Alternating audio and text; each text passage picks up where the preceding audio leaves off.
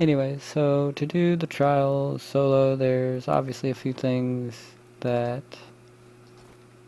I see a lot of people do that is obviously not going to help, which is this gem. You know, it's good in rifts.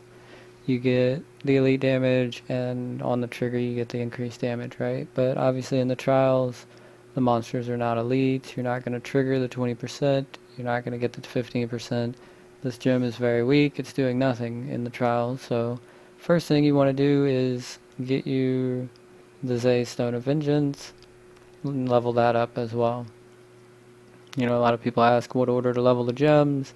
Usually I would start with the Bane of the Trapped, and then the Enforcer, and then the Bane of the Powerful, and then the Zays. So that's a no-brainer right off the top. You know, if you're running the Bane of the Powerful in the trials, you're doing it wrong. That makes no sense. You switch that. And the other thing is the SOJ. Having an SOJ is a very weak item. I mean, you may, depending on what your SOJ has, you're going to get some damage, but the elite damage, it's a lot of wasted damage potential.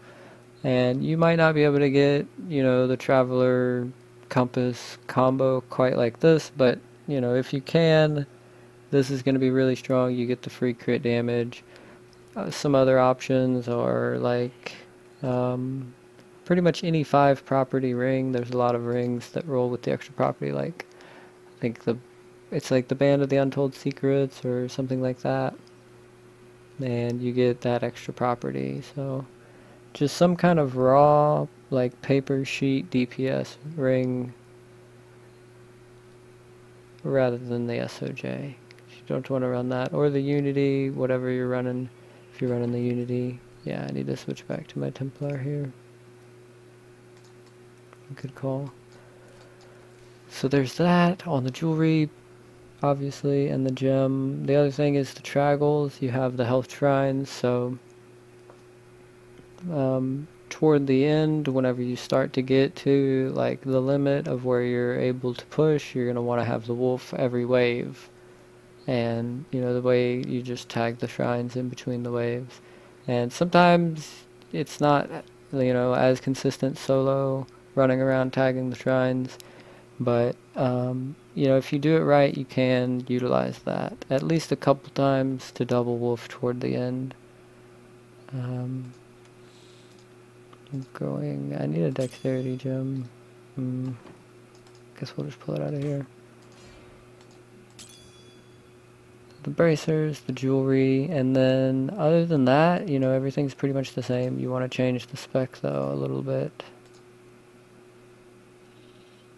Okay, we'll be good here. Should be fine. Other things, you can change your paragon. You don't really need the movement speed. You can just go straight dexterity. If you really want to try to maximize. Drop the awareness for steady aim, and then drop the vault for contagion. And yeah, that's pretty much it. You run with this. This is what I use. And the highest I've ever generated was 43 solo, and it was like, there's some RNG in the waves of the monsters, so some of them are easier than others. I can't consistently generate 43 solo, but I can at least make like 41, 42 most of the time, assuming I don't fuck up. So hopefully I can show that right now. I only have 5 tries here, so, or no, 11, so we'll just do a few. So you guys can kind of see the process. So this would be the build, and that would be the itemization. Pretty much everything is the same except for the 1 gem and the jewelry. Basically just get rid of the elite damage. And then the Traggles are really nice. So let's go and hopefully run this. The mark for death instead of vault, you don't need the vault here, and the mark is going to give you damage. And the reason to generate keys, like the reason to maximize the key generation, is because a lot of times if you're spec'd and, you know, optimized for greater rifting, you might not be able to generate the appropriate level key. So like, if you're maybe trying to progress, like right now I'm trying to progress on level 42, I can't even make keys level 42 unless I do all of this just right. So to prevent, you know, generating keys at level 39 and then having to grind through them to 40 and then 41 to get to 42 where I want to progress, you can just go straight to the level that you're trying to get to.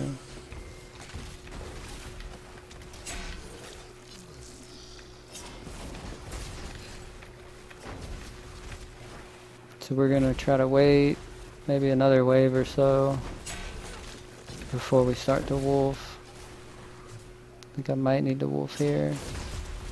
Now we're just gonna go ahead and wolf just to be safe. Tag the shrine after you wolf.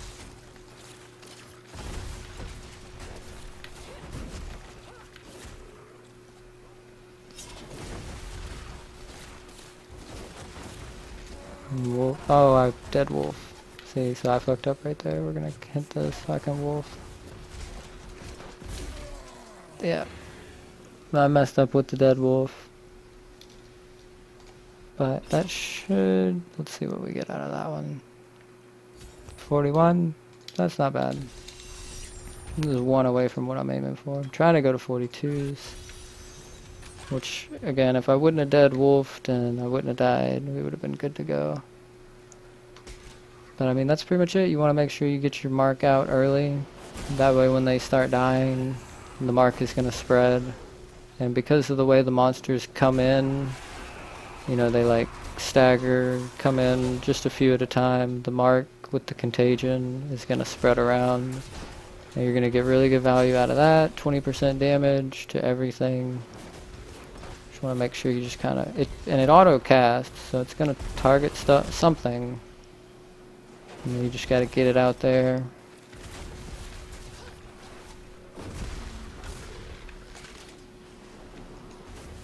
Nice and early. Make sure to avoid getting hit by a spear randomly. Sometimes you get killed by a rogue spear chucker. We'll go ahead and wolf here. Tag the shrine. May have been a little early on the wolf. Those exorcists are kind of nasty though.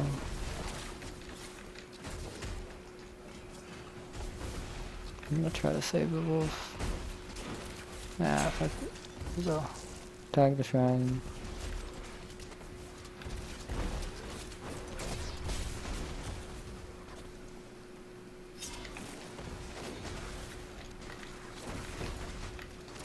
Nice, we got a templar pull. Should be a decent one here.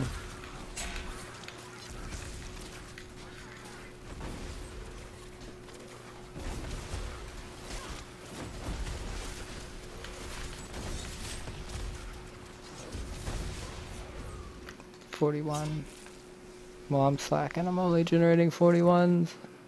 Not where I want to be.